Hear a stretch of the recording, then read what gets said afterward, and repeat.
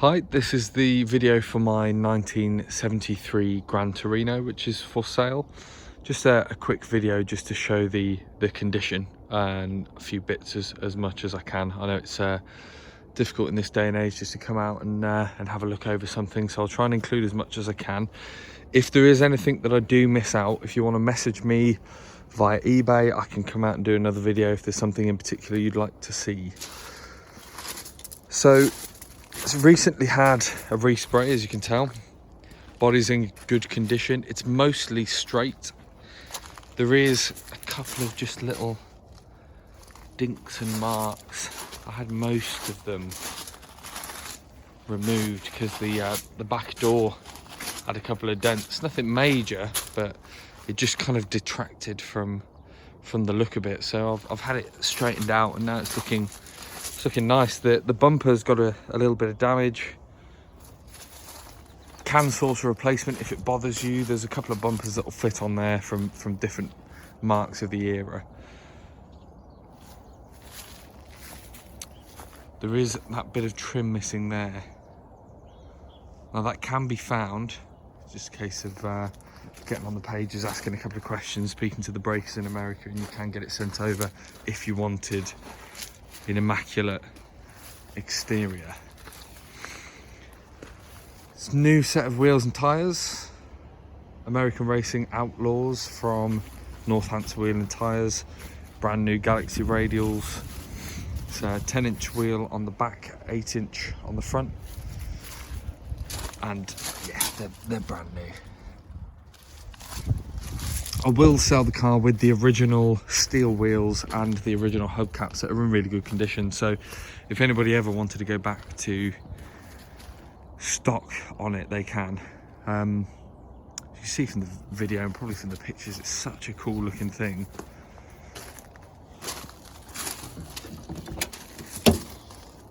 Recently reworked interior, affectionately termed Ginger by the Ford Motor Company. It's in very good condition. Now, there was a headlining issue that has been kind of stitched. Somebody could do a better job than that. My hands can lay on spanners, but not on a needle and thread very well. There's a slight bit of damage on the sun visor as well. I found replacements for those $40 on eBay. I just didn't get around to buying them. I have new door seals in the box, and they will come with it. I also have a new carburetor. Now, it doesn't need one. The reason I had a new carburetor is because it had an intermittent running issue when I bought it. Fuel starvation. It was the mechanical fuel pump. Mechanical fuel pumps are only good when they're working 100%. So I did a 12-volt fuel pump conversion. So now it's spot on. It added quite a lot of horsepower actually, and the drivability, it drives spot on. Revs nice and quickly as soon as you touch the throttle. You could buy this car and drive it anywhere if you were inclined. Rear's all in good condition.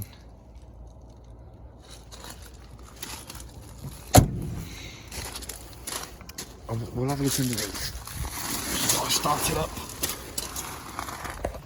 It's like -2 today, not really the weather to be doing it.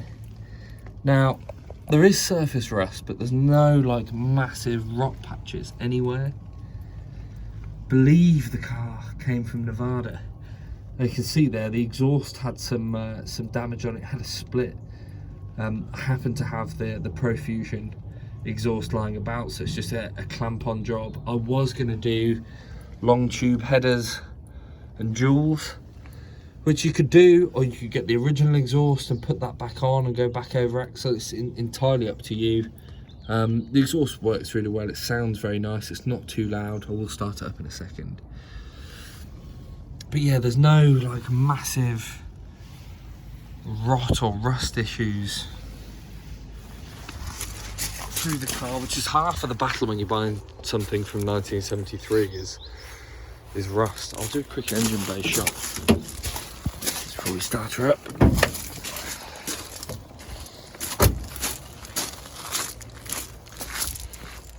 Grill. Yeah, grill's got a bit of a wonky smile. You can get replacement grills. It's up to you whether you want to go that far. I'm sure I would have put the reason for sale in the listing, but I was moving house, and then I'd sold I had an F-150 that I'd sold and a few other bits and pieces because I was moving house and it had to be done.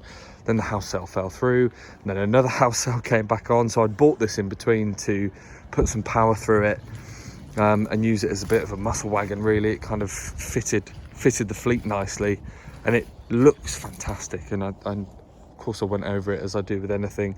The condition was really good, so I bought it. So I've only got round to really making it reliable, but not doing the bits of upgrades I want to do. I think in terms of a project for somebody, it's a nice easy winter go through things. If you want to improve suspension, or if you want to go back to stock, or if you want to just service the thing and run through it all, you can do, or you can just use it. It's entirely up to kind of buyer's discretion, really. It's a nice blank canvas, whether you want a wagon to just kind of cruise around in, or whether you want to put some power through it. Whatever, there's loads of options available. Aircon wasn't attached when I bought it. Couldn't tell you. I would assume it's not working at that, which obviously isn't a problem in the summer. Inline fuel filter just before the fuel pump. Generally clean in here. There's no like massive scary nastiness. There's no rot at all. It's one of the cleanest American vehicles I've owned, I think. It's older than my Airstream, but in better condition. Right, I'll start it up before I go on and on. I'll just run through what works in here. So I won't touch the throttle. I have moved it over here today, so it should just start straight away. Radio works. Oh yeah, only with the high beams on a button on the floor, as they all are of this era. All the lights work. I'll turn those on now. The heater is intermittent. It sometimes it works, sometimes it doesn't. Something that I haven't got round to looking at. It's not a massive issue. The blower works. The fan's a little bit noisy,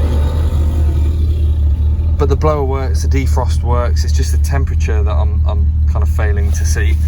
Fuel gauge works and is reliable. Has 48,000 miles on the clock. I'm not sure if that's verified. I'll go through the bits of history that I have. And KitKat. KitKat doesn't come with the car. It selects gears happily. No kind of nasty noises or anything else. A little bit of sun damage in the dash. You can get a new one of these. I'll post all the links of where I get my parts from, just so you can have a look for yourself. It's really accessible. But yeah, I think that's all we need to see in here. Indicators work. The rear window switch isn't working for the up and down electrical switch, and the rest are old school big arm manual. Handbrake works.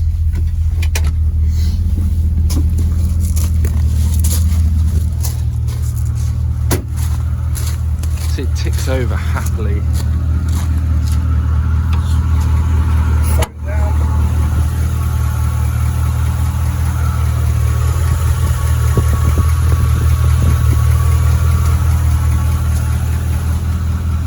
I'll see if I can get. See, a phone never does justice to sound. It never ever does. But side exit exhaust there.